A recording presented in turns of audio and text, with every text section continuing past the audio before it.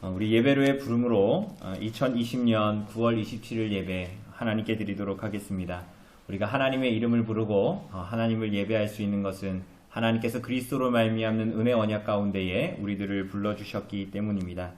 시편 124편 8절 말씀 선포할 때 아멘으로 화답하시면서 자리에서 일어나심으로 하나님께 드리는 예배를 시작하도록 하겠습니다.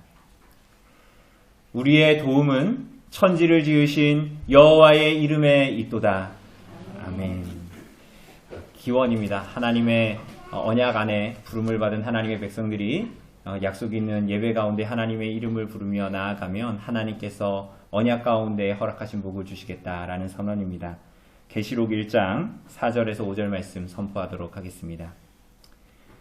이제도 계시고 전에도 계셨고 장차 오실 이와 그의 보좌 앞에 있는 7 영과 또 충성된 증인으로 죽은 자들 가운데에서 먼저 나시고 땅의 임금들의 머리가 되신 예수 그리스도로 말미암아 은혜와 평강이 너희에게 있기를 원하노라. 아멘. 찬송가 1장으로 우리 하나님 찬송합시다. 찬송가 1장입니다.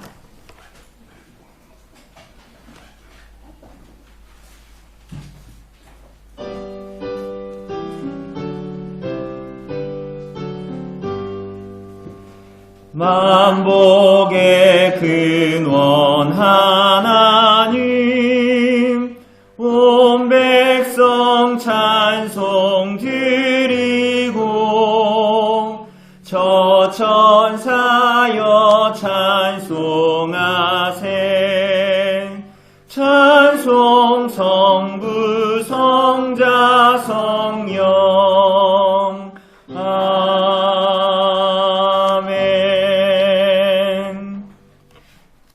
사도신경은 우리들의 신앙 고백을 요약해 놓은 것입니다. 이 시간 우리들의 신앙을 함께 고백하도록 합시다. 우리가 무엇을 믿습니까? 전능하사 천지를 만드신 하나님 아버지를 내가 믿사오며 그 외아들 우리 주 예수 그리스도를 믿사오니 이는 성령으로 잉태하사 동정녀 마리아에게 나시고 본디오 빌라도에게 고난을 받으사 십자가에 못 박혀 죽으시고 장사한 지 사흘 만에 죽은 자 가운데서 다시 살아나시며 하늘에 오르사 전능하신 하나님 우편에 앉아 계시다가 저리로서 산 자와 죽은 자를 심판하러 오시리라. 성령을 믿사오며 거룩한 공회와 성도가 서로 교통하는 것과 죄를 사하여 주시는 것과 몸이 다시 사는 것과 영원히 사는 것을 믿사옵나이다. 아멘. 시간 구약 봉독하도록 하겠습니다. 오늘 구약 봉독 본문은 예레미야서 44장입니다. 주부에는 43장이라고 나왔는데 44장입니다.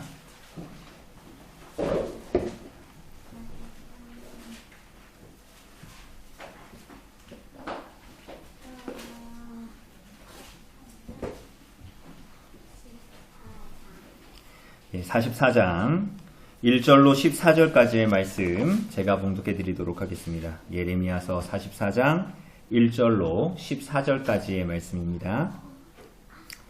애굽 땅에 사는 모든 유다 사람 곧 믹돌과 다바네스와 높과 바드로스 지방에 사는 자에 대하여 말씀이 예레미야에게 임하니라 이르시되 만군의 여호와 이스라엘의 하나님께서 이와 같이 말씀하시니라.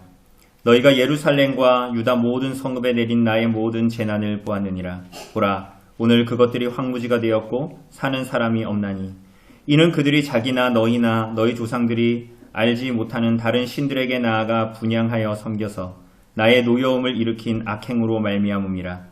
내가 나의 모든 종 선지자들을 너희에게 보내되 끊임없이 보내어 이르기를 너희는 내가 미워하는 이 가증한 일을 행하지 말라 하였으나 그들이 듣지 아니하며 귀를 기울이지 아니하고 다른 신들에게 여전히 분향하여 그들의 악에서 돌이키지 아니하였으므로 나의 분과 나의 노여움을 쏟아서 유다 성읍들과 예루살렘 거리를 불살랐더니 그것들이 오늘과 같이 폐허와 황무지가 되었느니라.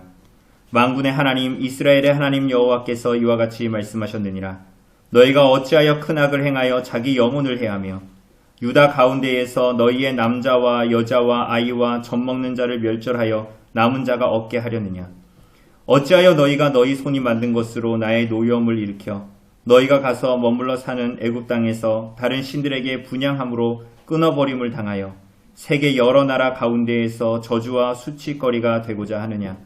너희가 유다 땅과 예루살렘 거리에서 행한 너희 조상들의 악행과 유다 왕들의 악행과 왕비들의 악행과 너희의 악행과 너희 아내들의 악행을 잊었느냐?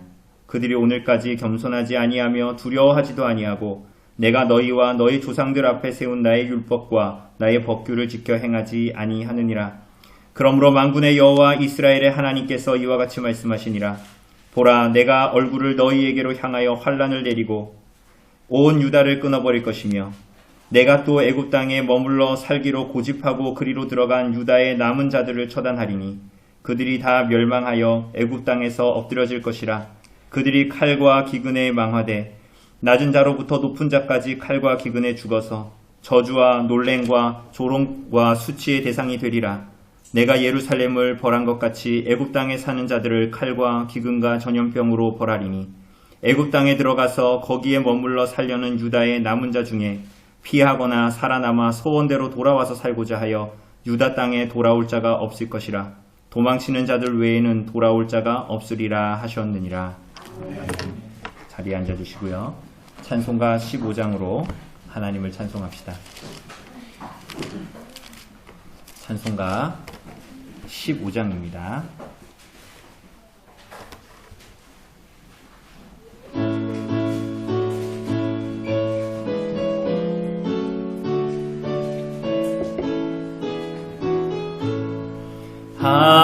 하나님의 크신 사랑 하늘에서 내리사 우리 맘에 항상 계셔 온전하게 하소서. 우리 주는 자비하사 사랑 무한하시니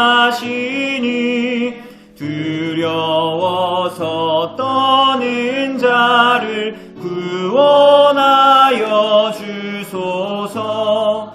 걱정 근심 많은 자를 성령 감화하시며 복과 은혜 사랑받아 평안하게 하소서. 처음과 끝이 되신 주님 항상 인도하셔서 마귀 유혹 받는 것을 속히 끊게 하소서. 전능하신 아버지여 주의 능력 주시고 우리 맘에 임하셔서 떠나가지 마소서. 주께 영광 항상 돌려 천사처럼 섬기며 주의 사랑 영영토록 찬송하게 하소서. 우리들이 거듭나서 흠이 없게 하시고 주의 크신 구원받아 온전하게 하소서. 영광에서 영광으로 천국까지 이르러 크신 사랑 감격하여 경배하게 하소서.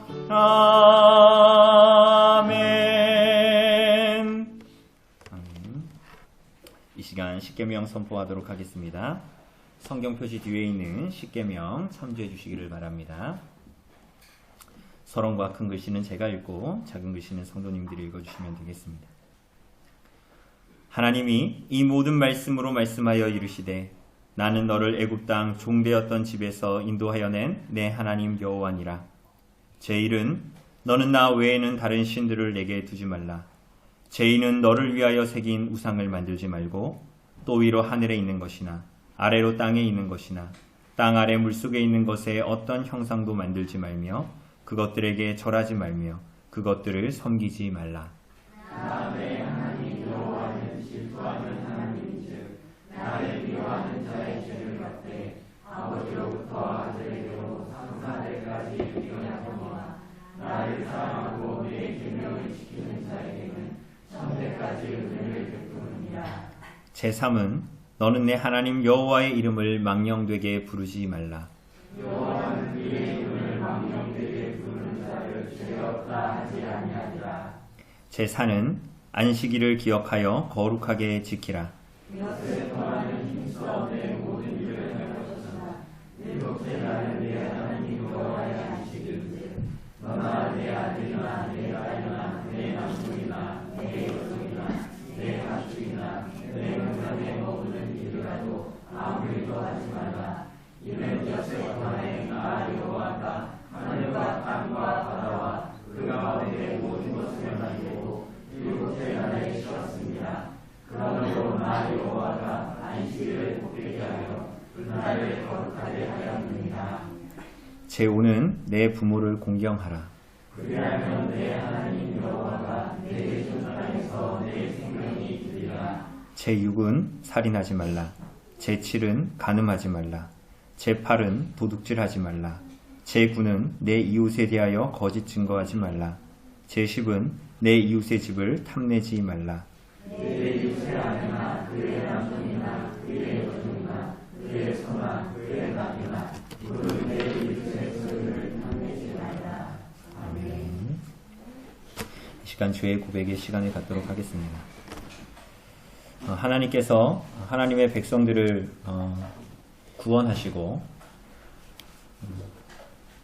세상의 법을 따라서 살아가던 우리들을 주께서 구원하시고 그리스도로 말미암는 법으로 하나님의 법으로 이 땅을 새롭게 살아가도록 구원받은 하나님의 백성들에게 삶의 규범을 허락하여 주셨습니다. 그게 우리가 함께 읽은 십계명입니다.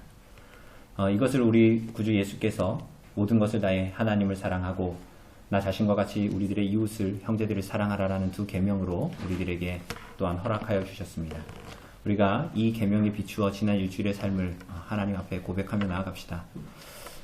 우리가 하나님 앞에 하나님을 사랑하지 못하는 삶을 살았다면, 또한 우리들의 형제와 이웃을 사랑하는 삶을 살지 못하고 무관심한 삶을 살았다면, 이 시간 하나님 앞에 우리들의 모든 죄를 고백하고 우리들의 어떠함이 아니라 그리스도의 십자가의 공로만을 의지하여 주님께 죄를 고백하며 이 시간 죄의 고백의 시간을 갖도록 하겠습니다.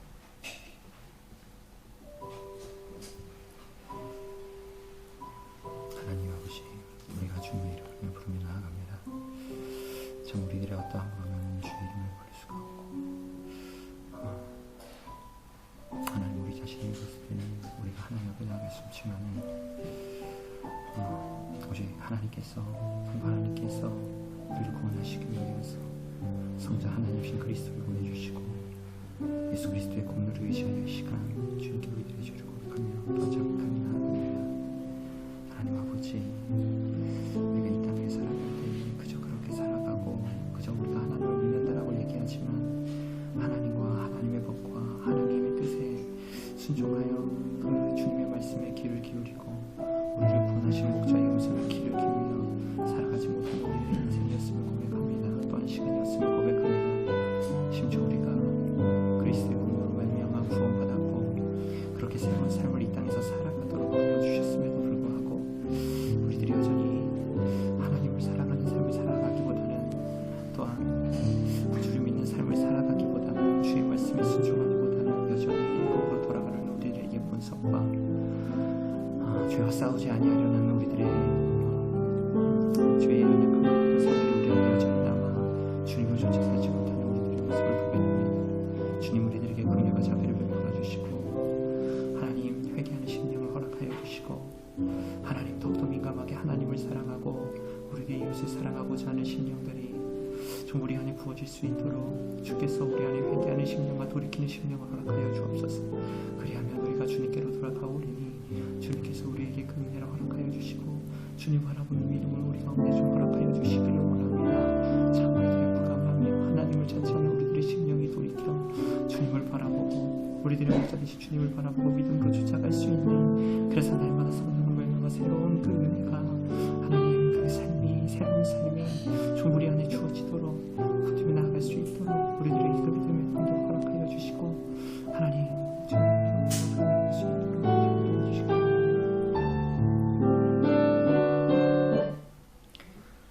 만일 누가 죄를 범하여도 아버지 앞에서 우리에게 대언자가 있으니 곧 의로우신 예수 그리스도시라. 그는 우리 죄를 위한 화목 제물이니 우리만 위할 뿐 아니요 온 세상의 죄를 위하심이라. 아멘. 이 시간 감사의 찬송을 하나님께 드립시다. 우리 시편 116편 1절에서 5절입니다. 우리가 가진 시편 찬송가로 87장에 있는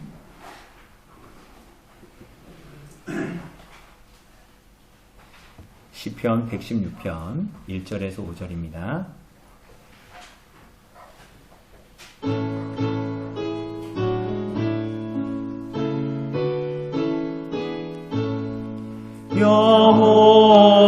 여호와는 내 음성과 내 간구를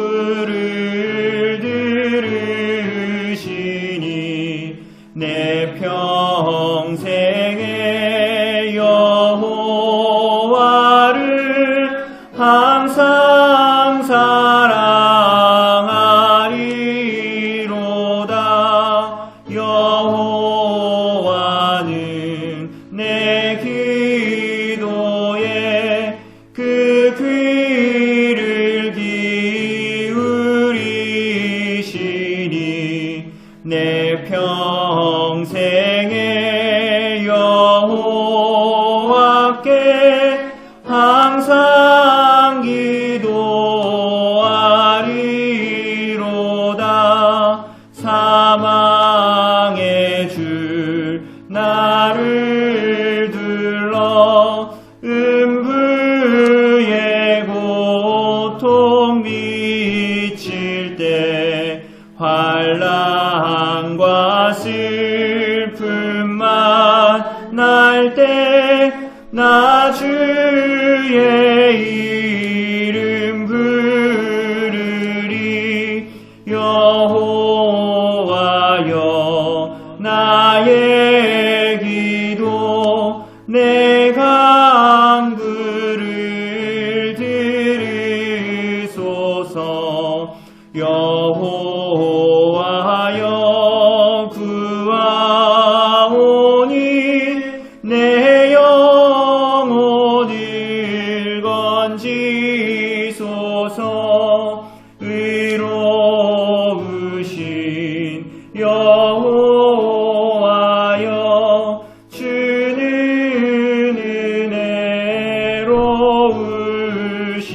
은혜로우시며 우리 하나님 아버지 주는 자비하시도다.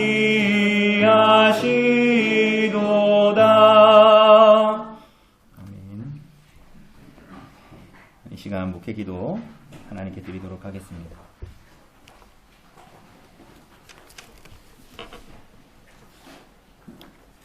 창세 전에 주의 택하심을 따라서 우리와 같은 죄인들을 위해서 아들을 주시기까지 자비와 긍휼을 베푸신 하나님의 은혜에 감사합니다.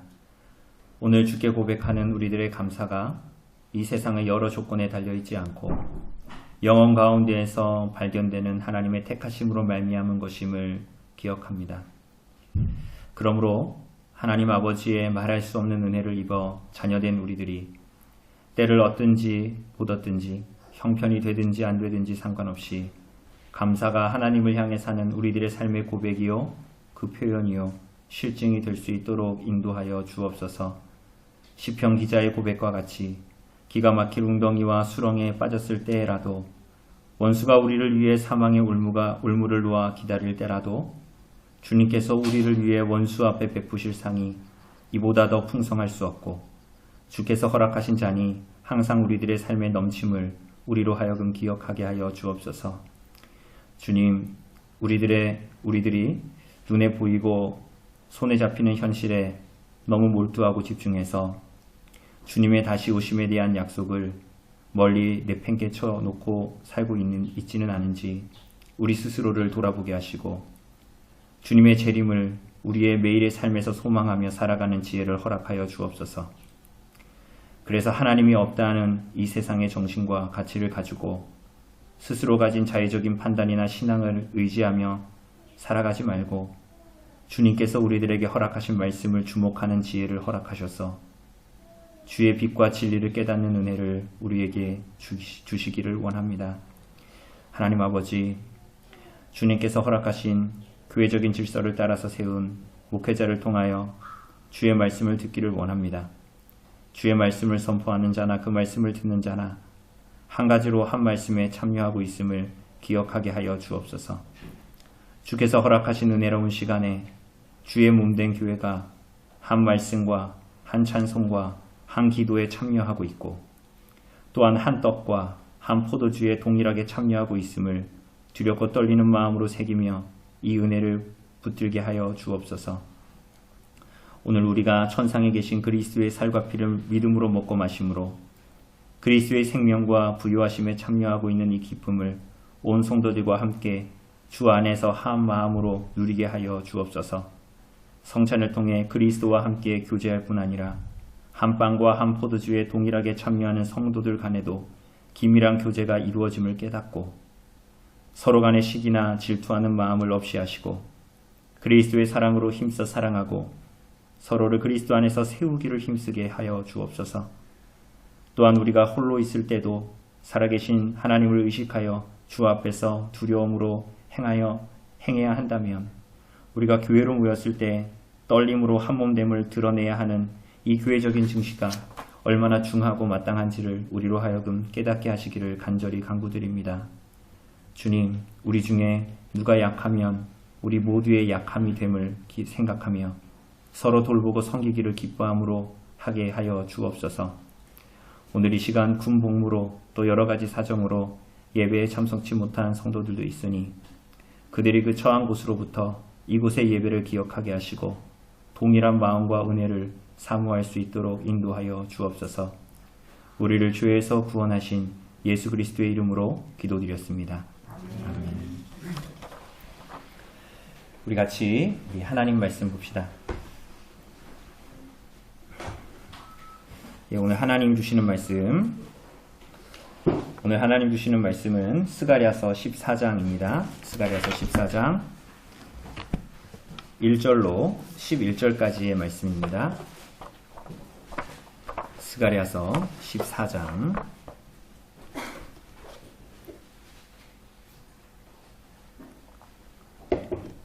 1절로 11절까지의 말씀 제가 봉독해 드리도록 하겠습니다.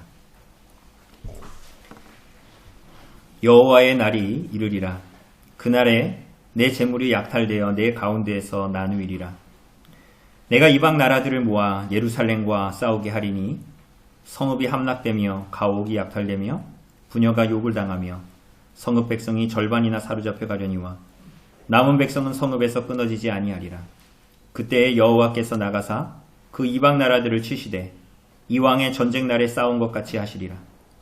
그날에 그의 발이 예루살렘 앞 곧 동쪽 감람산에 서실 것이요 감람산은 그 한 가운데가 동서로 갈라져 매우 큰 골짜기가 되어서 산 절반은 북으로 절반은 남으로 옮기고 그 산골짜기는 아셀까지 이를지라. 너희가 그 산골짜기로 도망하되 유다 왕 우시야 때의 지진을 피하여 도망하던 것 같이 하리라. 나의 하나님 여호와께서 임하실 것이요 모든 거룩한 자들이 주와 함께 하리라. 그날에는 빛이 없겠고 광명한 것들이 떠날 것이라. 여호와께서 아시는 한 날이 있으리니 낮도 아니요 밤도 아니라 어두워 갈 때에 빛이 있으리로다. 그날의 생수가 예루살렘에서 솟아나서 절반은 동해로 절반은 서해로 흐를 것이라. 여름에도 겨울에도 그러하리라. 여호와께서 천하의 왕이 되시리니 그날에는 여호와께서 홀로 한 분이실 것이요 그의 이름이 홀로 하나이실 것이라.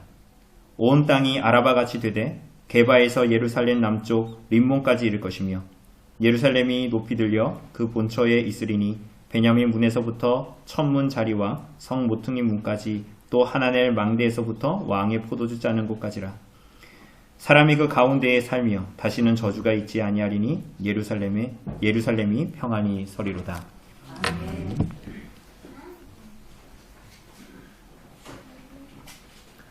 오늘 사랑하는 여러분, 우리는 오늘 스가랴서의 마지막 장, 14장을 보려고 합니다. 우리가 이번 주하고 이제 다음 주 이렇게 2주간 동안 해서 이 스가랴서를 14장 그리고 전체를 이제 끝내려고 합니다. 앞에서 보았던 이 학개서 그리고 우리가 이어서 지금 이제 보는 스가랴서도 그렇지만 이 말씀은 바벨론의 포로 생활에서 돌아와서 성전, 예루살렘 성전을 재건하기 위해서 온 자들에게 선지자를 통해서, 스가랴 선지자를 통해서 하나님께서 주시는 말씀입니다.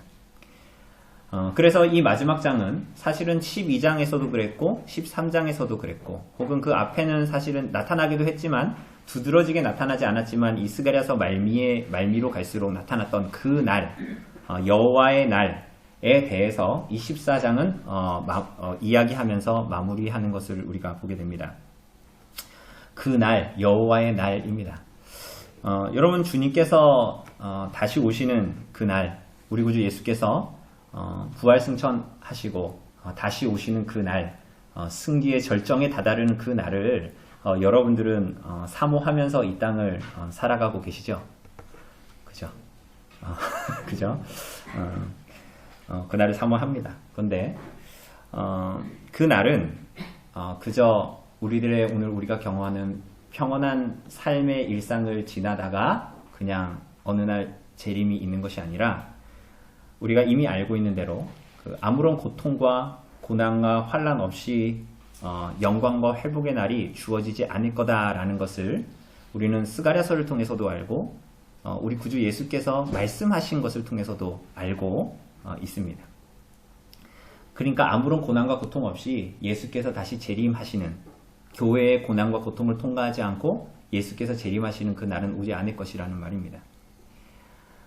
선지서에서 자주 나타나듯이 구약 성경을 보면 구약의 백성들을 향해서 스가랴서뿐만이 아니라 여호와의 날, 여호와께서 행하시는 날, 여호와께 속한 날, 이 자주 나타나죠. 근데 그럴 때마다 오늘 여러분들에게 제가 이렇게 물었잖아요.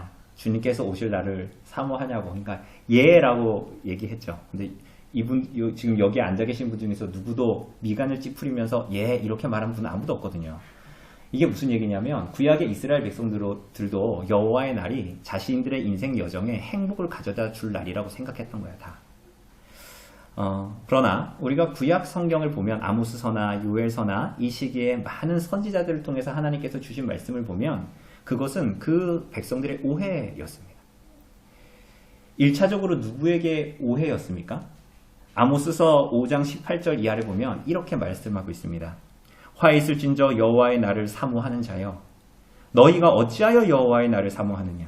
그 날은 어둠이요 빛이 아니라 마치 사람이 사자를 피하다가 곰을 만나거나 혹은 집에 들어가서 손을 벽에 대었다가 뱀에게 물린가 또다라고 하십니다. 이게 무슨 말이죠? 한마디로 이런 얘기예요. 너가 여호와의 날을 기다린다고? 야 꿈깨, 너가 기대할 날이 아니야. 괜찮겠어? 이렇게 이제 묻는 겁니다. 여러분, 그렇다면 그럼 누구에게 그렇다라는 말입니까? 누구에게 그렇다라는 말이죠. 이 날이 그렇게 두려운 날이라는 거 아닙니까? 사자를 피하려다가 곰을 만나면, 예준아, 사자가 무섭니? 곰이 무섭니? 사자가 무섭니? 근데 곰이 훨씬 더 힘이 세다? 곰은 한 방에 갈 수 있어, 사람이. 사자를 피하려다가 곰을 만나는 거야. 집에 불 켜려고 그렇게 더듬더듬 하다가 요즘에 뱀이 자꾸 나오는데 더듬더듬 하다가 뱀한테 물린 거하고 똑같은 거거든요. 근데 누구에게 그 날이, 여호와의 날이 누구에게 그렇게 피하려다가 더 무서운 일을 당하는 누구에게 그렇다라는 겁니까?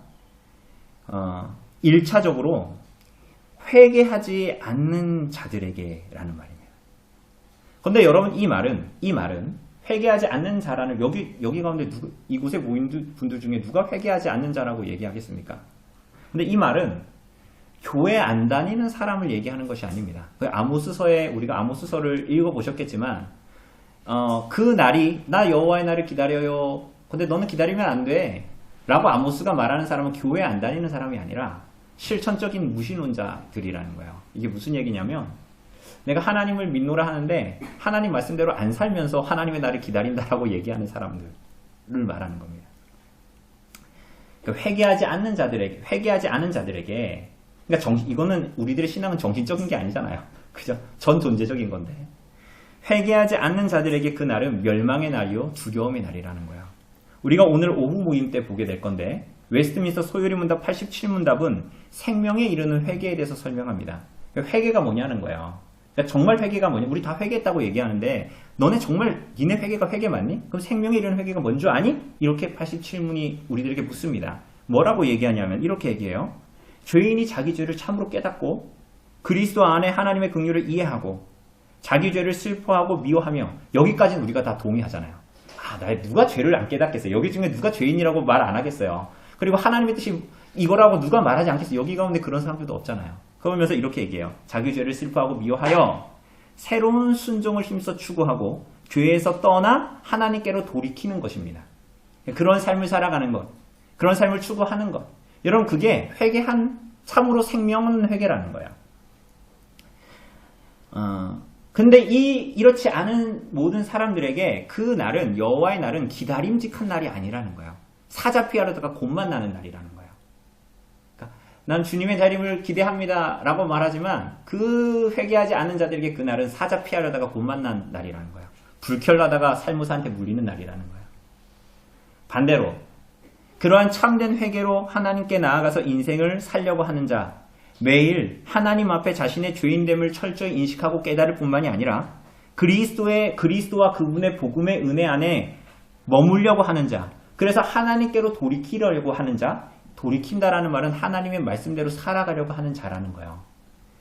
그래서 그런 자들에게 그 날은 그야말로 구원의 날이요 회복의 날이다.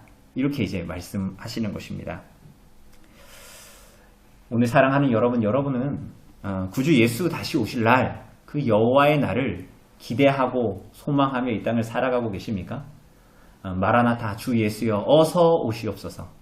마라나타 주 예수여 어서 오시옵소서라는 이 성경의 마지막 요한계시록의 사도 요한의 마지막 선포, 마지막 고백, 이 증거가 여러분과 저에게도 영원한 바람과 소망, 이 땅을 살아가는 여러분과 저의 유일한 최종적인 궁극적인 소망 그리고 여러분의 바람 맞습니까?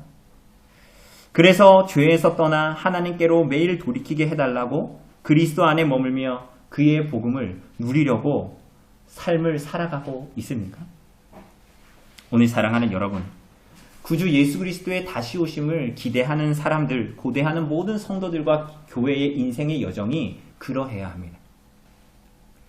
여러분의 인생의 모든 것이 그 소망에만 달려 있어야 합니다. 소요리문답 4, 5, 6문답이 얘기하는 것처럼 살아계시고 참되신 하나님 외에 세상에서 우리가 누릴 수 있는 것들은 사실은 있어도 되고 없어도 되는 것들입니다.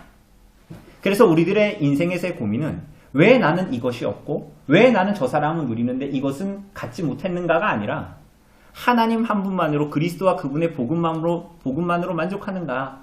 살아계시고 참되신 하나님으로 내가 정말 만족하는 인생을 살아가고 있는가가 여러분의 고민이어야 하는 것이에요. 사랑하는 여러분, 그렇게 하나님 나라를 소망하고 기다리기 때문에 오늘 스가랴서에 나온 이스라엘 백성들처럼 바벨론 포로 생활에서 이 예루살렘으로 아무것도 없는 예루살렘으로 돌아와서 순종하고자 하는 백성들이잖아요. 지금 그죠? 근데 이 백성들에게 하나님께서 무엇을 말씀하고 계십니까? 이 스가랴를 통한 마지막 말씀에 1절을 보면 놀라운 말씀을 하십니다. 그게 뭐냐면 우린 뭘 원해요? 주님께서 이제 우리를 행복하게 하시겠다 이런 말씀이 나와야 될 것 같은데 1절을 보면 이방 나라가 쳐들어올 거라는 거예요. 그러니까 너네가 성전 그렇게 열심히 짓고 있는데 내가 이방 나라가 너희 가운데 쳐들어와서 재물을 약탈당합니다. 재물을 약탈당하는데 그 예루살렘에 있던 이스라엘 백성들의 존재가 얼마나 가볍고 하찮은 존재고 얼마나 처절한 비참한 가운데 놓였는지 그 전리품을 이방 나라가 쳐들어와서 전리품을 자기 나라로 가지고 가서 나누는 것이 아니라 그러니까 이런 겁니다. 도둑이 우리 집에 들어왔는데 도둑이 제가 좋아하는 레고를 훔쳐가려고 해요. 도둑이 레고를 훔쳐가려고 하는데 그럼 대부분 훔쳐가가지고 자기 집에 가가지고 막 이렇게 팔거나 나누거나 세보거나 헤아려 보거나 이럴 거 아닙니까? 그런데 우리 집에 와서 훔쳐가지고 그거를 내가 보는 앞에서 나를 묶어놓고 내 앞에서 그거를 막 흥정을 하고 서로 나누고 있는 거야. 그러니까 얼마나 이게 비참한 지경입니까? 이방 나라가 쳐들어와서 예루살렘 성전에서 이스라엘 백성들 앞에 그 일을 할 거라는 거예요. 뿐만이 아니에요. 2절에 보면 예루살렘 성전이 성읍이 함락되고 성전이 함락되고 가옥이 약탈되고 그 부녀들이 욕을 당하고 이게 성폭행을 당한다는 얘기잖아요. 욕을 보고 성읍의 백성들의 상당수가 포로로 끌려가게 됩니다. 이게 무슨 말입니까? 이스라엘 백성들이 지금 돌아와서 성전을 재건하고 있는데 너희 그 성전 다 무너뜨려질 거라는 거야. 이방 나라가 다 와서 무너뜨리고 너희 백성들이 처참한 지경으로 너희를 만들 거라는 거죠. 근데 이 고통은 비유적인 게 아니에요. 이게 실제적인 거예요. 정말로 너희들에게 있을 일이라는 거예요. 그러니까 왜 하나님께서 이런 말씀을 주실까요? 지금 왜 성전을 짓기 위해서 돌아온 이 하나님의 백성들에게 이 예루살렘, 너희가 힘써 짓고 있는 예루살렘이 멸망할 것이다 라고 말씀하고 있는 걸까요? 그리고 반드시 그 일은 실제로 일어날 것이라고 말씀하고 있잖아요. 여러분, 이 말씀을 받는 자들은 조금 전에 말씀드렸다시피 바벨론 포로에서 돌아와서 예루살렘 성전을 재건하고 있는 사람들입니다. 그런데 이들에게 스가랴를 통해서 하나님께서 주시는 말씀은 에이 설마 그런 일이 있겠어? 라고 말할 수 없는 상황이에요. 왜 그럴까요? 여러분, 이 지금 바벨론 포로에서 돌아온 사람들은 어떤 사람들이에요? 예언되었던 하나님의 말씀이 그대로 그들에게 응하여서 바벨론 포로에서 갔을 뿐만이 아니라 정말 하나님께서 다니엘과 선지자들을 통해서 하신 말씀대로 70년 만에 예루살렘으로 돌아온 것을 경험으로 아는 사람들입니다. 그러니 이 사람들에게 스가랴를 통해서 주시는 이 말씀은 에이 설마 이럴 수 있는 말씀이 아닌 거예요. 그래서 이 사람들은 하나님의 말씀 앞에 고민에 빠지게 되죠. 왜요? 당연히 하나님의 말씀은 이루어질 건데 왜 이런 일이 자기들에게 선포되어지냐는 것입니다. 하나님께서는 고민하는 그들에게 그들이 정말 보아야 할 분을 보도록 하는 목적과 결론으로 그들을 이끄시고자 합니다. 하나님께 충성한 자들에게 하나님께서 모든 것을 허락하실 것이지만 그 모든 것이 그들이 그들의 인생에서 그들이 붙들어야 하는 것이 아님을 이들에게 보여주시기 시작합니다. 그들이 그렇게 사모하는 성전은 함락될 것입니다. 그들이 그렇게 아끼던 집은 약탈될 것이고 그들이 그렇게 사모하는 부녀는 욕을 보는 날이 올 것입니다. 고통스러운 일이지요? 그러나 이 모든 말씀은 우리로 하여금 그리스도의 다시 오시는 날을 정말로 기대하고 대망하며 준비하게 합니다. 무슨 말이죠? 그래서 하나님께서 여러분과 저에게 오늘 우리들의 상황으로 치환하자면 그래서 하나님께서 여러분과 저에게 직업을 주셨지만 직업을 자랑하며 의지하는 삶을 살지 않습니다.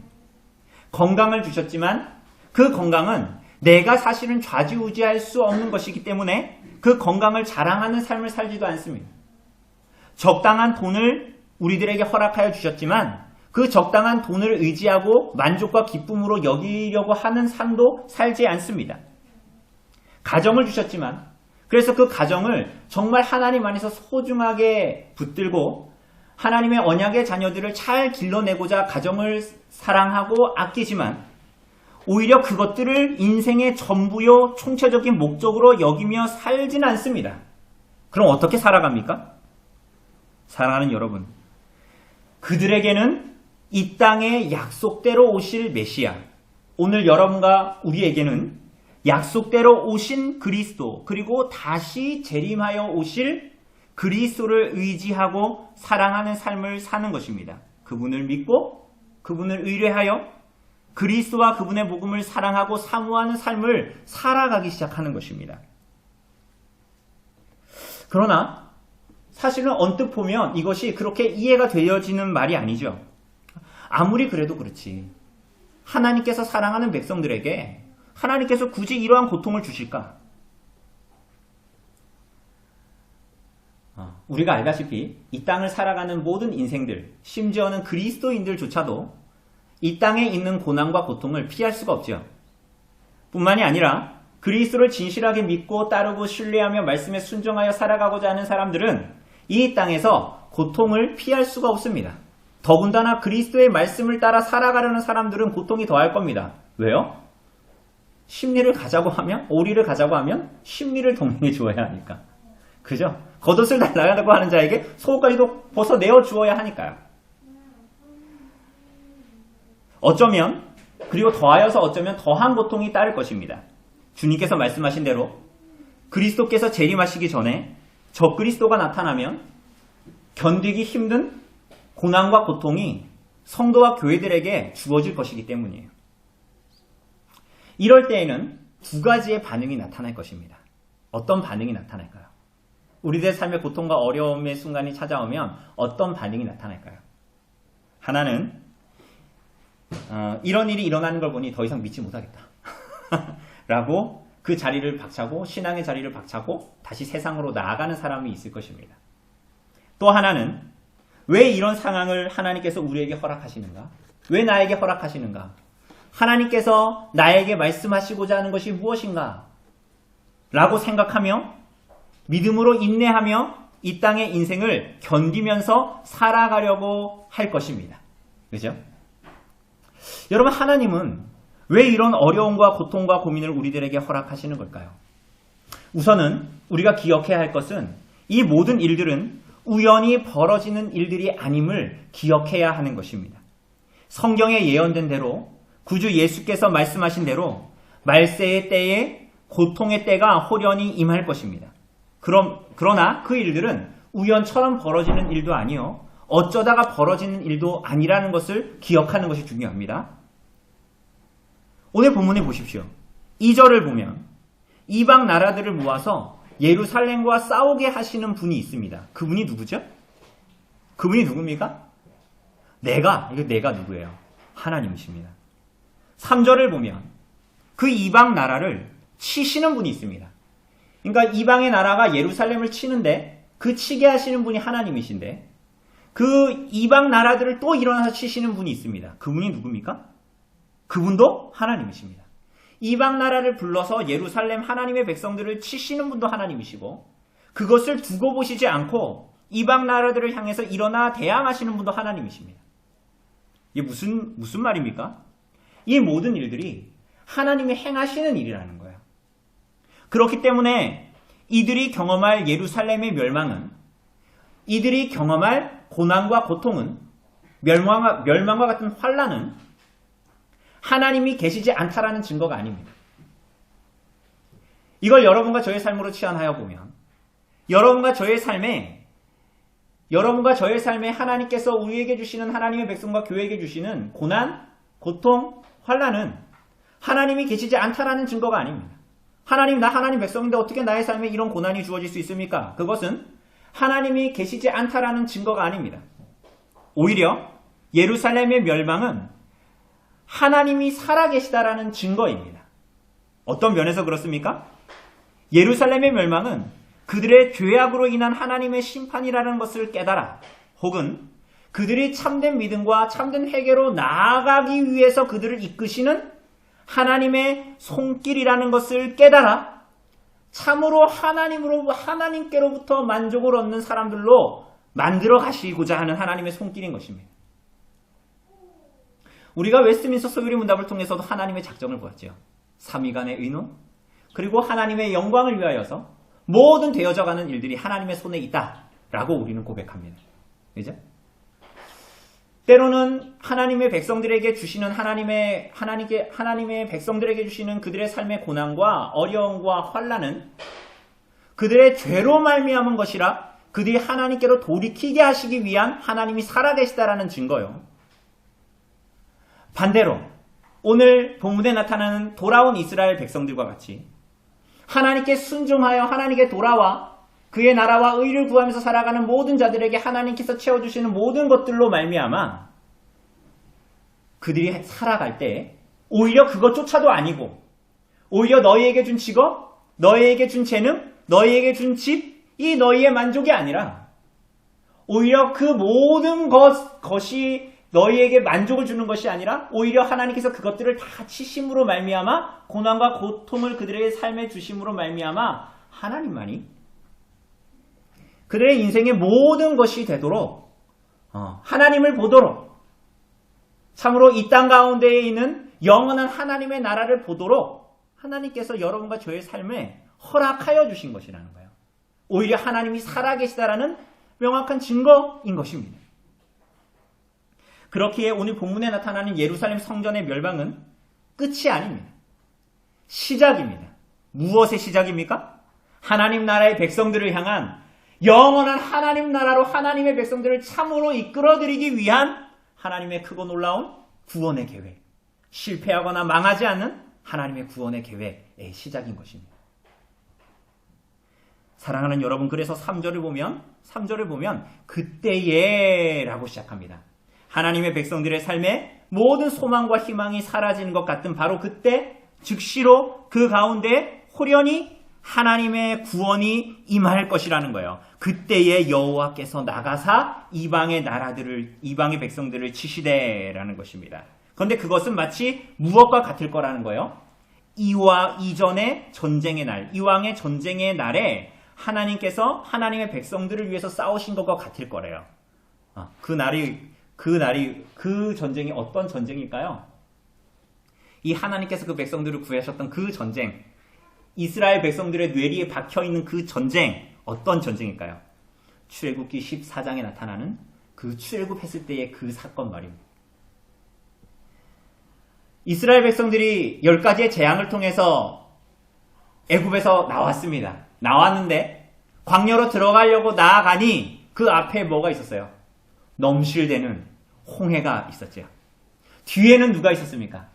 10가지 재앙으로 그들을 보내줬지만 바로의 명령에 의해서 그들을 추격하여 다시 끌어가고자 하는 애굽의 군사들이 뒤에 진을 치고 추격해오고 있었습니다. 그때에 하나님께서 모세를 통해서 무엇이라고 이스라엘 백성들에게 말씀하시죠? 여호와께서 너희를 위하여 싸우시리니 너희는 가만히 있을지니라. 너희는 가만히 있어 여호와가 하나님 되심을 볼지어다 라고 말씀하시죠. 그렇게 원망하고 앞에는 홍해가 있고 뒤에는 추격하는 바로의 군대가 있으니까 그렇게 원망하며 믿음 없음의 바닥을 드러냈던 이스라엘 백성들은 그러한 연단과 시험을 통해서 하나님의 백성이 되었죠. 뿐만이 아니었습니다. 내가 바로와 그의 병거와 마병으로 말미암아 영광을 얻을 때에야 애굽 사람들이 나를 여호와인 줄 알리라 하신 말씀대로 이방의 나라들은 그들에게 임한 재앙을 통해서 여호와가 하나님이신 줄을 알게 되었습니다. 우리 사랑하는 여러분, 왜 이런 일을 경험해야 합니까? 하나님께서 굳이 이렇게 하지 않으셔도 우리가 하나님 믿지 않겠어요? 우리도 조금 전에 얘기한 대로 우리가 구주를 고백하고 우리가 주님의 오실 날을 대망하면서 살지 않습니까? 근데 하나님은 굳이 왜 이런 일들을 우리로 하여금 거치게 하실까요? 우리가 보면 참 안타깝죠. 이렇게 반응하는 사람들도 안타깝고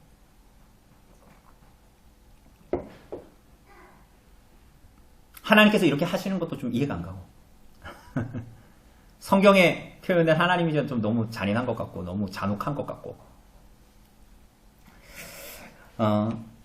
여러분 짧은 시간이지만 제가 목회하면서 웬만하게 신앙하고 믿는다고 말하는 사람들 그러니까 좀 거리를 두고 저 사람 잘 믿는구나 저 사람 경건하게 사는구나 라는 사람들을 보면 그런 사람들이 많은데 그런 사람들을 좀 가까이 하고 이야기를 나누고 삶의 이야기를 나눈다 보면 그 정도가 되어도 그렇게 겉으로 봤을 때 잘 믿고 경건하게 하나님 앞에 살아간다고 하는 사람이라고 해도 그 정도가 돼도 그 우리가 얼마나 세상의 가치, 세상의 습관, 세상의 생각에 함몰되어 살아가는지 모릅니다. 그래서 우리들의 삶에 어떤 일들이 발생하고 고통의 일들이 어려움의 사건들이 좀 발생을 하면 우리는 자꾸만 어떤 식으로 반응을 하냐면 세상적으로 적법한 정도와 가치를 가지고 저울질하면서 그 고통과 어려움의 시간들을 지내보려고 합니다. 그래서 어떻게든지 빨리 그 고통의 시간이 지나가게 하려고 하고 그래서 어떻게든지 그 고통들을 좀 회피하거나 피해보려고 합니다.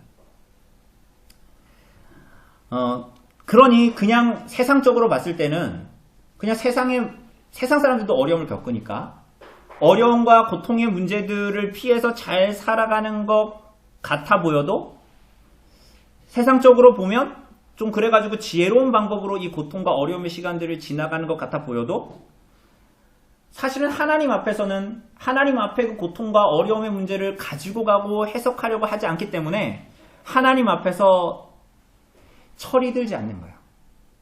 그래서 그리스도께로 피하는 것이 무엇인지 모르는 삶을 살게 되는 거예요. 근데 이걸 계속 반복하면 어려움과 고난의 문제를 통해서 하나님을 바라보려고 하지 않고 심지어는 오늘 우리가 사는 이렇게 부유함을 구가하는 이 시대를 사는 교회와 성도들은 자꾸만 하나님께로 가려고 하지 않고 여러 가지 내가 가지고 있는 그의 나라와 그를 의를 구했더니 하나님께 주신 많은 것들이 내 삶의 주변에 있어가지고 이걸로 무언가를 자꾸만 가름해서 메우려고 하는 거예요. 세상 사람들이 하는 것과 똑같이.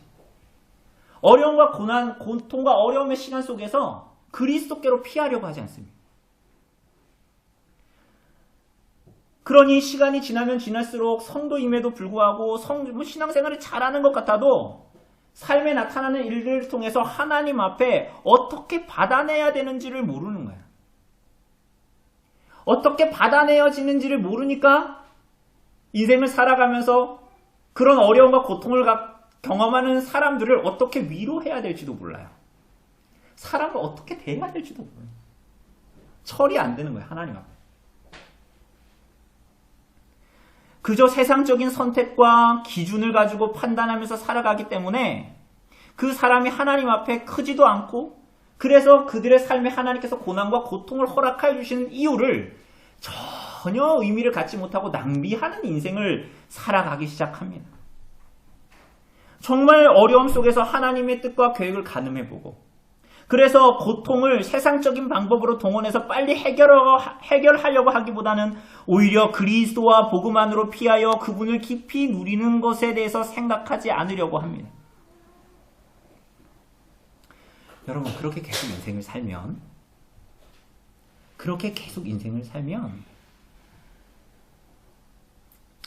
그리스도와 동행하는 게 뭔지 이 땅에 7, 80년 인생 살아가면서 하나님 믿는 게 뭔지 신앙이 뭔지 하나님을 사랑하고 이웃을 사랑하는 게 뭔지 이 땅에서 인생의 여정이 뭘 의미하고 목적하는지를 몰라요. 여러분 나이 들어도 철 안 드는 인생들 봤죠? 예수님 믿는 사람 말고 안 믿는 사람도 나이 들어도 나이만 먹었지 몸만 컸지 철이 안 드는 사람과 비슷하게 되는 거예요. 사랑하는 여러분 하나님이 없다 하며 살아가는 세상 사람들과 하나 다르지 않게 살아가는 거예요. 교회 다니면서. 결론은 그렇게 되는 거예요. 여러분 아닙니다. 여러분 그렇게 살아가도록 우리가 부름받은 자들이 아닙니다. 여러분 그렇다고 해서 우리 삶을 막 살라는 것도 아니죠. 막 던져버리라는 것도 아니에요. 분명 고난과 어려움이 있지만 그 고통이 극심할수록 모든 것이 우연처럼 나타나고 향방 없이 나타나는 일이 아니라는 것 분명히 알아야 합니다. 하나님의 손에 우리들의 인생의 여정이 모든 것이 분명히 있다라는 것을 알고 오히려 그리스도의 복음 안에 머물기를 힘쓰고 그분으로 먹고 마시기 위해서 그분을 누리기 위해서 믿음의 인내를 가지고 그분을 바라보아야 하지요. 자, 그렇다면 그럼 그렇게 살겠습니다. 그럼 그렇다면 정말 내가 안심할 수 있습니까? 정말 고난과 고통을 정말 하나님께서 정말 보고 계실까요? 정말 하나님 그 모든 일들이 그분의 손에 있는 일이 맞을까요? 맞습니다. 4절을 보면 예루살렘이 고통받고 있는 그날 하나님의 백성들이 고난 가운데 있는 그날 그분의 발이 어디에 서게 되죠? 감람산에 섭니다. 여러분 감람산이 어디입니까? 감람산은 그야말로 예루살렘이 내려다 보이는 곳입니다. 그러니까 거리로 치자면 여기 강 건너 저쪽 산입니다. 정말 그 정도밖에 안 돼요. 그래서 저 산이 감람산이에요. 그래서 우리 교회가 내려다 보이는 그 위치예요. 그런데 감람산에서 하나님의 발이 그곳에 서실 것이고 그때의 감람산은 어떻게 됩니까? 감난산은 본문에 보면 사실은 남북으로 산맥이 이루어져 있는 산임에도 불구하고 하나님의 발이 그 감람산에 서자 어떻게 돼요? 이 산이 동과 서로 갈라지면서 큰 골짜기가 생깁니다. 말이 안 되는 얘기인데 큰 골짜기가 생깁니다. 5절을 보면 어때요? 그 골짜기가 아셀까지 이르러서 남은 자들이 그 골짜기로 도망하여 피하게 됩니다. 그러니까 예루살렘에서 고난과 고통 가운데에서 있던 자들이 그것을 그대로 하감하고 지켜보고 계시던 하나님이 그 감람산에 임하시자 산이 갈라지고 그 산 골짜기로 그 하나님의 남은 자들이 하나님의 백성들이 피하게 된다라는 거예요. 사랑하는 여러분, 그 일들이 그렇게 나타나야 하는 이유가 무엇이죠? 그 여호와의 날에 그들이 목도하게 될 변화가 무엇입니까? 전혀 새로운 질서가 생깁니다. 그 새로운 질서가 뭐죠? 6절을 보면 6절을 한번 읽어볼까요? 시작. 그날에는 빛이 없겠고 광명한 것들이 떠날 것이라. 전혀 새로운 질서가 그들 가운데에 세워지는 것을 그들이 목도하게 됩니다. 그것이 뭐죠? 빛이 없고 광명체가 뭡니까? 해와 달과 별이 떠날 것입니다. 무슨 말입니까? 하나님이 임하실 때 이전에 세상이 붙들고 있었던 빛, 세상 사람들이 만족했던 빛, 따뜻함, 그것이 아무것도 아니고 그 날에는 아무런 소용이 없다라는 것을 알게 될 거라는 거예요. 그래서 6절이 보는 대로 그날엔 빛이 없어요. 사람들이 빛이라고 생각했던 것들이 없어져요. 심지어는 그 빛을 내는 어떤 광명체라고 붙들고 있던 것들, 사실은 창세기에 보면 광명체들이 나타나기 전에 빛이 나타났지만, 하나님께 창조하셨지만, 그것들을 붙들고 있었던 사람들이 그게 그날에 아무런 소용이 없다라는 것을, 그럼에도 불구하고 이 땅에 사는 사람들이 혹은 우리가 붙들고 있었던 모든 것들의 실체가 폭로됩니다. 아무것도 아니라는 거죠. 그게 빛이 아니라는 거죠. 7절을 보면 여호와께서 홀로 하시는 한 날이 임할 때에 해와 달이 없음에도 빛이 있을 것이에요. 그죠? 빛이 있는데 그 빛은 세상에 없는 빛입니다. 여러분, 계시록 21장에 보면 21장 23절에 이런 말씀이 있습니다. 이 성은 마침내 완성될 예루살렘, 하나님의 나라, 예루살렘 성전이겠죠. 그 성은 해나 달의 비침이 쓸데없으니 이는 하나님의 영광이 비치고 어린 양이 그 등불이 되심이라. 계시록 22장 5절에는 다시 밤이 없겠고 등불과 햇빛이 쓸데없으니 이는 주 하나님이 그들에게 비치심이라 라고 말씀하십니다. 그리고 그 날에는 8절이 말하는 대로 생수가 예루살렘에서 솟아나서 어떻게 돼요? 절반은 동해로, 절반은 서해로 흐를 것입니다. 절반은 사해로, 절반은 지중해로 흐를 것입니다.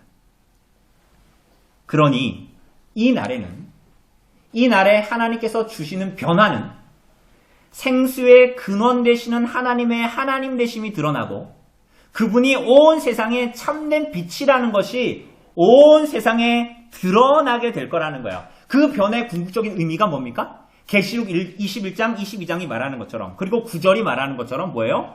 여호와께서 천하의 무엇이 되세요? 왕이 되십니다. 그분의 왕되심이 드러나는데 그분의 왕되심은 어떻게 드러납니까? 세상 사람들은 저것도 신이고 이것도 신이고, 세상 사람들은 이것도 빛이고 저것도 빛이야. 세상 사람들은 이 물도 너의 갈증을 해결해 줄 수 있고 이 물도 너를 해갈해 줄 수 있어.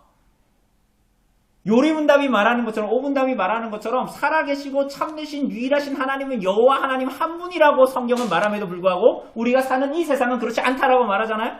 그런데 이 여호와의 날에는 여호와께서 천하의 왕되심이 나타나는데 어떻게 해요? 그분이 홀로 한 분이세요. 그분이 정말 홀로 한 분이라는 것이 나타납니다. 그리고 그분의 이름이 홀로 하나예요. 다른 신은 없습니다. 그분이 참된 빛이시고 그분이 성전 자체이시고 그분이 빛 자체이시고 세상 사람들은 수많은 인생들이 이 땅을 살아가면서 인간들이 이게 생수다라고 말했던 모든 것들이 생수가 아님이 드러나고 참된 생수이신 분 그리스도 하나님의 어린 양 그분이 천하의 왕이시고 그 이름밖에 영원부터 영원까지 없었고 없을 것이고 가 나타나는 거예요. 무슨 말입니까? 여러분 이 사람들은 페르시아와 알렉산더와 로마의 세상을 살아가게 되겠죠. 이스라엘 백성들은. 그런데 그렇게 자랑하며 뽐내는 세상의 빛 얼마나 그 왕국들이 얼마나 그 나라들이 자신을 자랑하고 뽐냈습니까? 얼마나 많은 것을 가지고 있고 얼마나 많은 명예와 권력과 힘을 가지고 세상을 호령했어요? 그런데 그것들이 참 빛이 아니고 생수가 참 생수가 아니었음을 드러낼 것이에요. 고로 참 빛이신 어린 양과 생수의 근원이신 하나님을 알고 믿는 신앙이라는 것은 그저 개인의 잘됨, 개인의 영달을 위하여서 혹은 세상이 그렇게 자랑하고 의지해야 한다고 주장하는 돈, 명예, 장수, 잘됨, 나의 만족을 위하여서 살아가는 것이 아니라 온 세상 위에 드러날 하나님의 영광과 그것을 바라보면서 목적하는 삶을 살게 되는 것입니다. 그러한 자들은 분명히 페르시아의 제국 가운데에 살아갈 수밖에 없지만 이 땅을 그렇게 살아가지만은 하나님의 백성의 정체성을 붙들고 이 땅을 사는 사람들로 존재하게 됩니다. 빌립보서 3장 20절에서 사도 바울이 사도가 말하는 대로 우리의 시민권은 하늘에 있는지라 거기로부터 구원하는 자 곧 주 예수 그리스도를 기다리노니라는 말씀대로 인생의 여정을 살아가게 됩니다. 시민권이 하늘에 있기 때문에 이 땅에서 우리 구주를 소망하며 이 땅에서 영원한 하나님 나라에 잇된 삶을 살아갑니다. 그리고 그렇게 하나님을 아는 지식이 온 세상에 충만해지는 날을 오늘 본문이 말하는 그 날을 그죠? 그분이 참 빛이 되시고 예루살렘도 성전에서 생수가 흘러나와 온 세상을 만족하게 하는 에덴 동산에 흘렀던 그 네 강처럼 말이죠. 그 날을 바라보는 삶을 사는 사람들은 신명기 6장 4절처럼 우리 하나님 여호와는 오직 유일한 여호와이시니 너는 마음을 다하고 힘을 다하고 뜻을 다하고 다하여 내 하나님 여호와를 사랑하라 라는 말씀을 붙들고 이 땅을 살아가게 됩니다. 그래서 그들의 삶이 목적하는 것 홀로 하나님 한 분 그리고 이 세상에 그 하나님의 이름이 홀로 그 하나님의 이름이 영광 받으셔야 한다라는 인생을 살아가게 되는 것입니다. 사랑하는 여러분, 그런데 그 일이 언제 어떻게 일어난다고요? 고난을 통한 그리스도의 승리에 성도들이 고난에 참여함으로 나타난다고 말씀하시는 것입니다. 그러니까 이 날이 있기 전에 무엇이 있어야 한다라는 말입니까?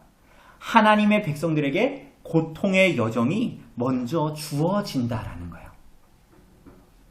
그리고 그 고통과 환난의 삶의 여정 속에서 우리들의 모든 것으로 그리스도와 그의 복음을 맛보고 누리기 때문에 증거하는 우리의 존재, 우리의 삶을 통해서 그러니까 고난과 고통 속에서 그리스도를 믿음으로 바라보고 인내하는 견디는 그 삶을 통해서 이 세상과 악의 세력은 자신이 참된 빛이고 참된 생수라고 주장하겠지만 이 세상과 악의 세력은 참된 빛이 아니요 생수의 근원이 아니라는 것이 교회와 성도의 삶을 통해서 자연스럽게 선포되고 증거됩니다. 그러면 세상은 가만히 있을까요? 그렇게 살아가는 성도와 교회를 가만히 둘까요? 그렇지 않겠죠. 그러면 당연히 세상과 악의 세력들은 성도와 교회를 향해서 핍박을 더하고 마지막 때가 가까워올수록 더욱 그리할 것입니다. 그럼에도 불구하고 이 모든 일은 하나님의 손에만 속해 있고 어느 것 하나, 어느 순간 하나 하나님의 손에서 벗어난 적이 없다라는 것을 믿고 의지하는 진정한 신자들은 믿음으로 인내하고 견디어내고 그래서 그들의 삶은 그리스도의 고난을 통해 오는 참된 승리와 하나님의 나라를 닮아가게 됩니다. 놀랍게도. 그것이 하나님의 백성들에게 하나님께서 주시는 우리가 이해할 수 없지만 하나님께서 고난을 통해 어려움과 환난을 통해 하나님의 백성들과 교회에 빚어내시고자 하는 목적과 결론입니다.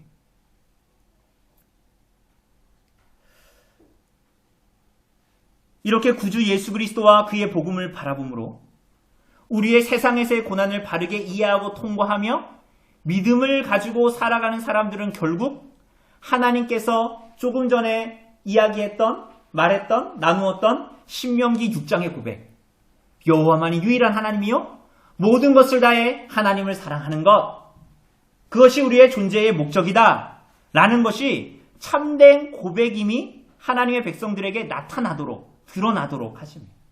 그렇게 하나님만이 홀로 한 분이시고 살아계시며 참되신 유일한 하나님이심을 증거하고 드러내는 것이죠.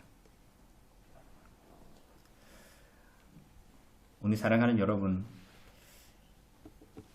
예루살렘 성전의 첫 번째 멸망은 우리가 알다시피 하나님이 아닌 우상을 섬겼기 때문이었습니다. 그죠? 예루살렘 성전의 두 번째 멸망은 그들이 모든 것을 다 갖춘 것 같아 보였지만 정말 중요한 것을 붙들지 않았기 때문이었어요. 성전도 있었고요. 제사장도 있었고요. 제사도 있었고요. 학개서에서 말한 대로 완벽한 집도 가지고 있었어요. 그러나 그들이 가진 믿음, 보인 믿음은 믿음의 유사품과 같은 믿음일 뿐이었습니다.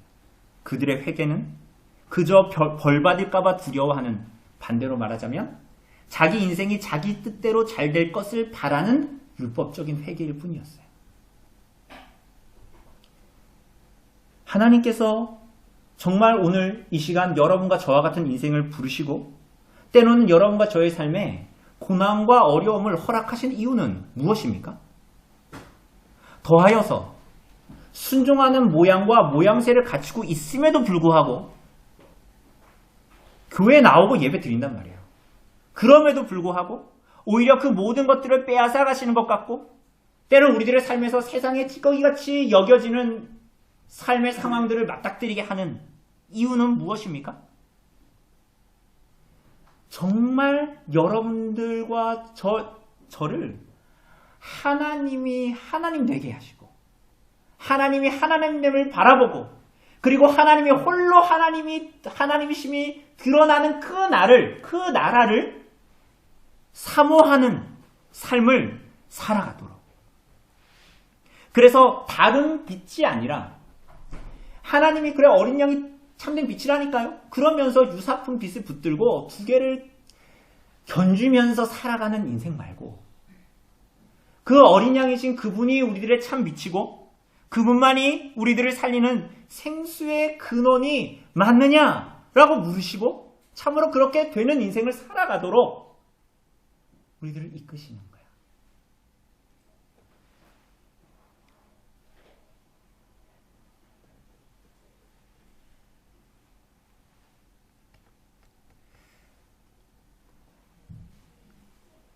여러분, 그래서 이 성도들에게 교회에게 주어지는 고난과 환난이 이 땅 가운데에 내려져 있는 영원한 하나님의 나라를 바라보게 하는 끈으로 주어져 있는 것입니다.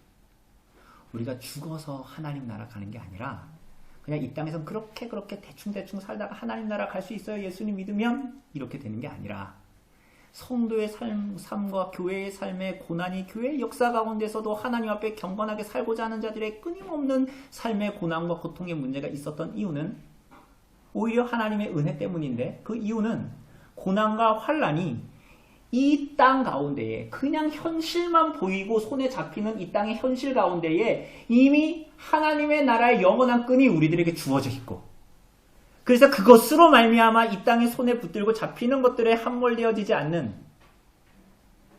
그 하나님의 나라를 바라보고 이 땅을 살아가도록 우리들을 부르신 부름, 그 은혜로 우리에게 허락되어지는 것이라는 사실입니다. 사랑하는 여러분, 이것이 이 땅에 하나님을 아는 지식으로 살아가는 성도와 교회의 고난된 삶의 의미인 것입니다. 그래서 이 땅에서 우리가 세상의 어떤 것으로도 만족할 수 없고 오히려 모든 것을 배설물과 같이 여기며 살아가는 유일한 이유는 여기에 있습니다. 우리는 오늘 이 땅에서 시작하였고 또한 영원히 마음을 다하고 뜻을 다하고 힘을 다하여 유일하신 여호와를 사랑하는 삶을 시작한 자들입니다. 그리스도와 그의 복음으로 말미암아 이 복된 삶을 이 땅에서 깊이 누리시는 인생을 이 땅에서부터 살아가시기를 바랍니다. 그래서 오늘 이 땅에서도 어떤 상황과 여건 속에서도 구주 그리스도만이 여러분의 참빛이고 하나님만이 여러분의 생수의 근원이심을 고백하고 그래서 그리스도와 복음을 깊이 누리고 모든 것을 다해 그분을 사랑하여 말씀에 순종하는 인생을 살아가는 이 땅에 살지만 영원한 하나님 나라의 소망을 두고 그래서 신랑 되신 구주 예수 그리스도의 다시 오심에 인생의 모든 초점이 맞추어진 오고 오는 하나님 나라의 모든 소망을 두고 살아가는 오늘 하나님의 백성들 교회로서의 삶을 살아가시기를 간절히 바랍니다. 이 시간 잠시 좀 기도하겠습니다.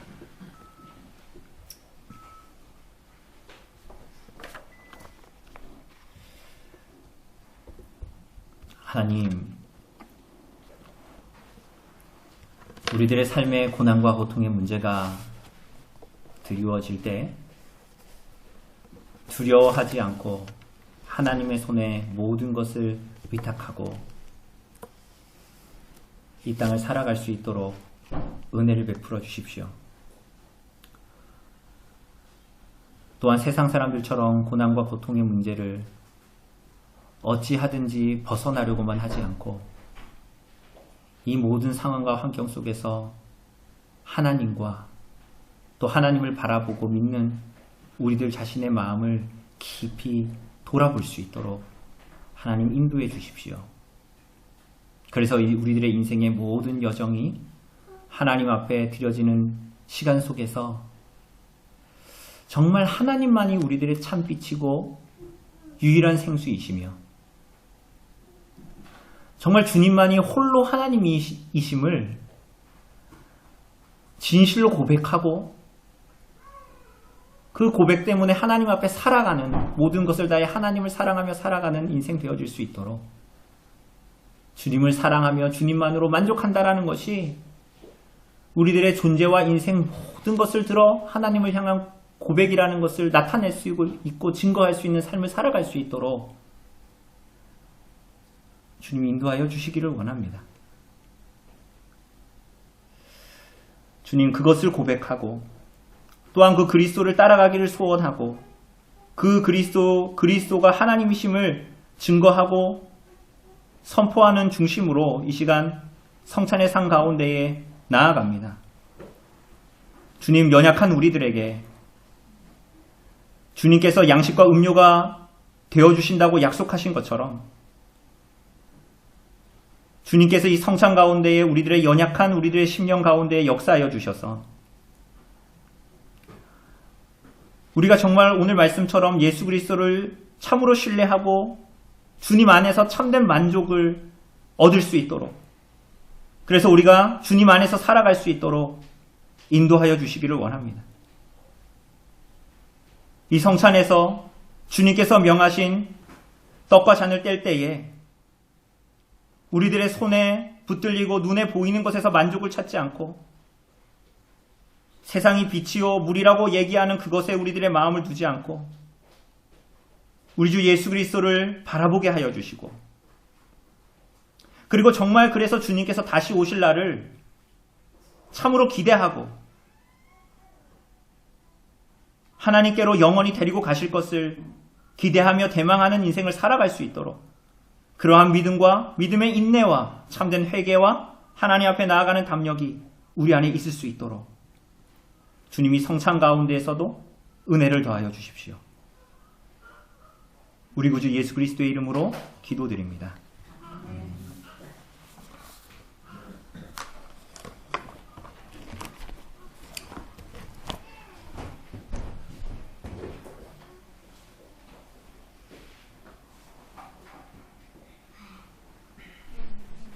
우리 성찬 행하도록 하겠습니다.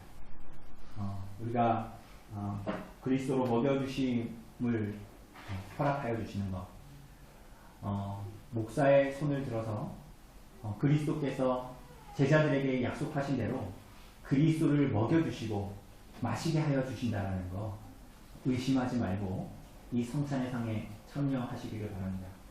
그 믿음으로 참여하는 모든 자들에게 성령께서 은혜를 주셔서 그리스도를 참으로 바라보고 또한 하나님 앞에 말씀으로 살아갈 수 있는 담력을 여러분과 저에게 허락하여 주실 것입니다. 우리 언별리교회 회원으로서 새해 교인들 성찬상 앞으로 나와주시기를 바랍니다.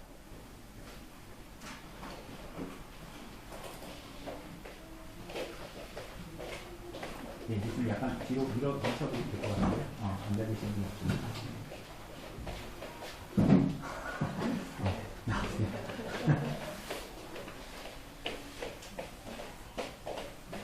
이현 일사님 여기 앞에 앉으세요. 네, 힘드시니까. 네, 붙이시면 서 수 있으니까.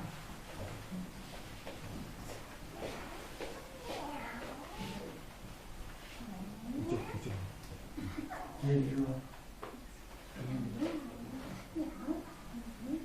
네, 제가 말씀 읽어드리도록 하겠습니다. 내가 너희에게 전한 것은 주께 받은 것이니 곧 주 예수께서 잡으시던 밤에 떡을 가지사 축사하시고 떼어 이르시되 이것은 너희를 위하는 내 몸이니 이것을 행하여 나를 기념하라 하시고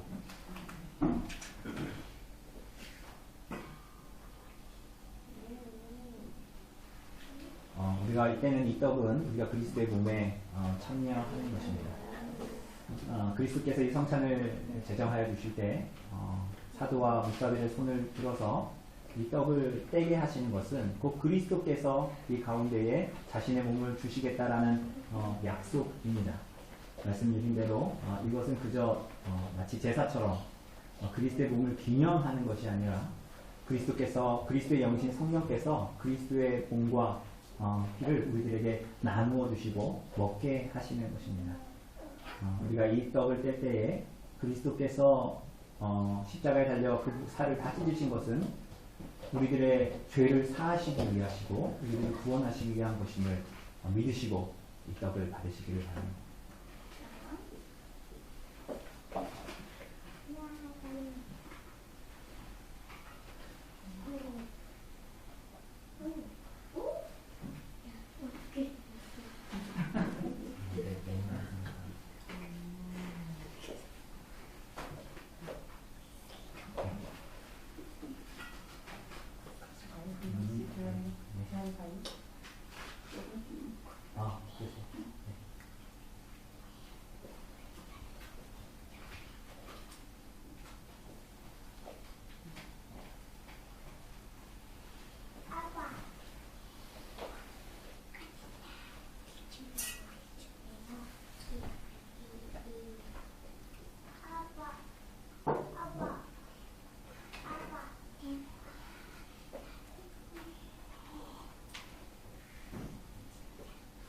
말씀을 드립니다. 19회 동안 그와 같이 잔을 가지시고 이르시되 이 잔은 내 피로 세운 새 언약이니 이것을 행하여 마실 때마다 나를 기념하라 했으니 너희가 이 떡을 먹으며 이 잔을 마실 때마다 주의 죽으심을 그가 오실 때까지 전하는 것이니라.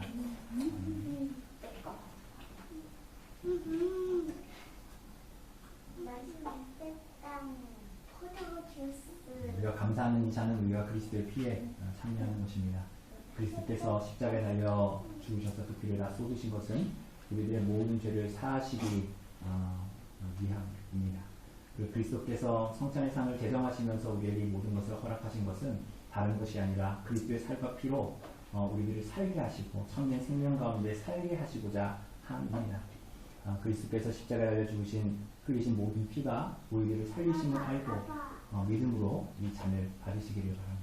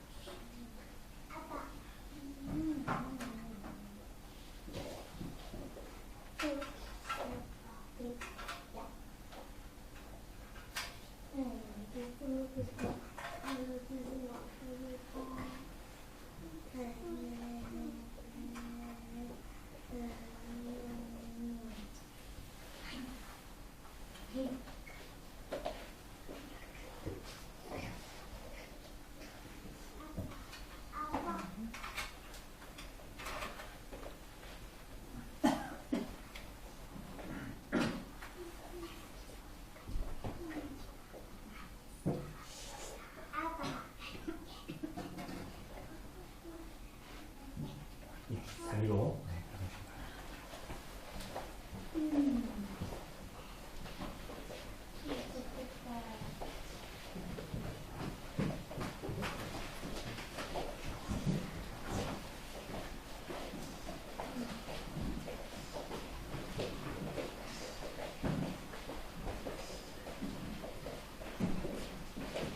그리고 감사의 기도 하나님께 드리도록 하겠습니다.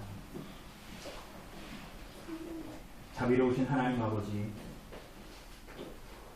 우리로 구주 예수 그리스도께서 제정하여 주신 성찬의 상에 참여할 기회를 허락하여 주셔서 주님 감사합니다. 떡을 먹고 잔을 마시면서 그리스도의 죽음이 우리의 구원을 위한 유일한 근거가 됨을 고백하게 하시고 선포하게 하시니 감사합니다. 또한 성령으로 말미암아서 우리가 성찬에 기쁘게 참여할 수 있는 특권을 주시고 다른 성도들과 함께 주 안에서의 긴밀한 한몸됨과 교제에 들어가게 하여 주셔서 감사합니다. 주님, 우리들의 믿음이 굳세어지고 영혼을 향해서 나아가는 우리들의 이 땅에서의 짧은 삶에 주님을 향한 감사의 열매, 주님을 사랑하고 이웃을 참으로 사랑하며 또한 구주 오실 날을 간절히 대망하며 이 땅을 살아가는, 그래서 하나님 나라에서 포도나무의 열매를 우리와 함께 마시겠다라고 약속하신 것을 소망하며 이 땅을 살아갈 수 있도록 하나님 은혜를 베풀어 주십시오. 우리를 죄에서 구원하신 예수 그리스도의 이름으로 기도드립니다.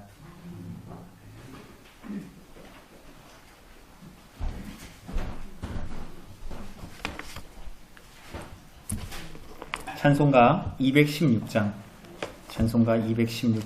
찬송하시면서 준비하신 헌금 헌상하도록 하겠습니다. 찬송가 216장입니다.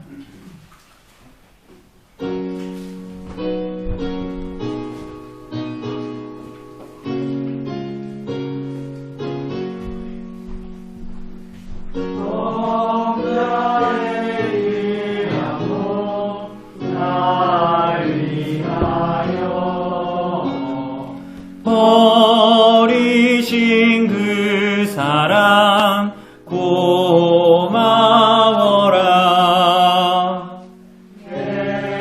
머리 숙여서 주님께 비는 말 나무어 주님께 바치리까.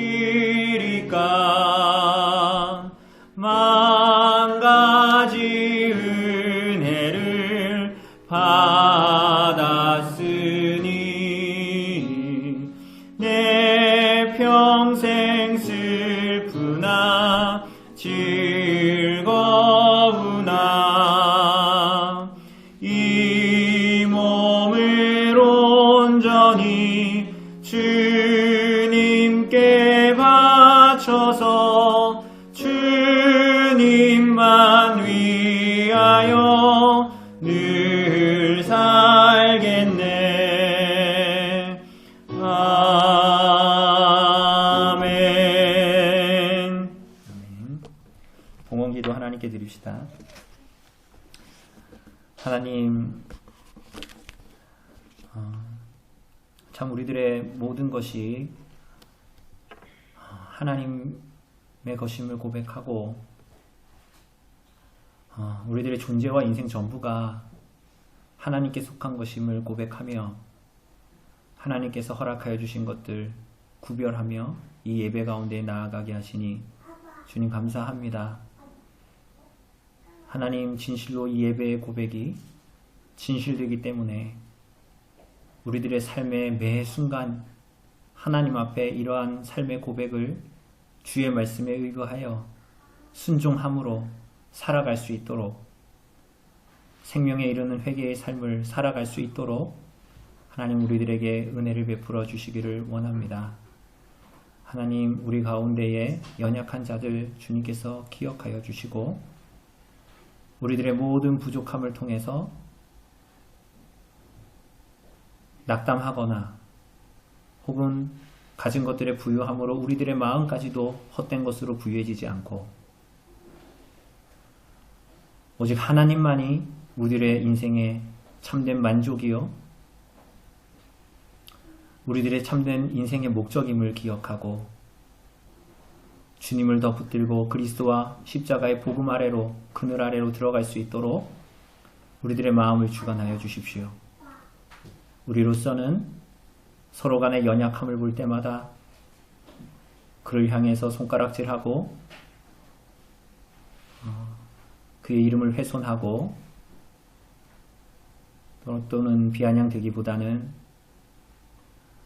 오히려 사랑하고 품고 그의 연약함이 나의 연약함인 줄을 알고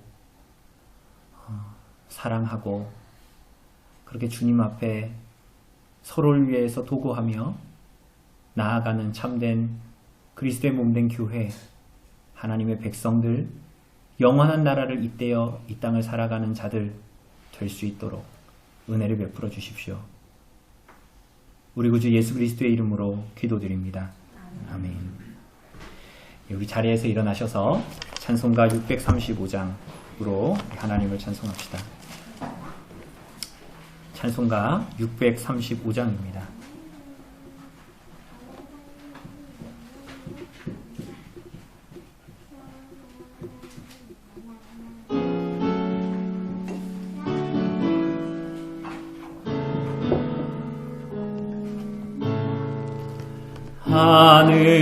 하늘에 계신 아버지 이름 거룩하사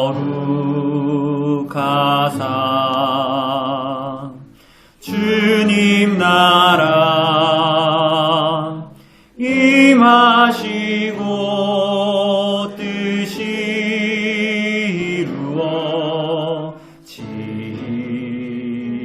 이루어지이다. 일용할 양식 주시고 우리들의 큰 죄 다 용서하옵시고 또 시험에 들게 마시고 악에서 구원하소서. 대개 주의 나라 주의 권세 주의 영광 영원히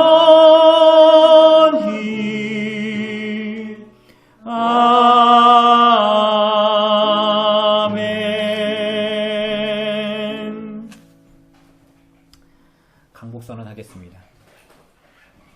여호와는 내게 복을 주시고 너를 지키시기를 원하며 여호와는 그의 얼굴을 내게 비추사 은혜 베푸시기를 원하며 여호와는 그 얼굴을 내게로 향하여 드사 평강 주시기를 원하노라.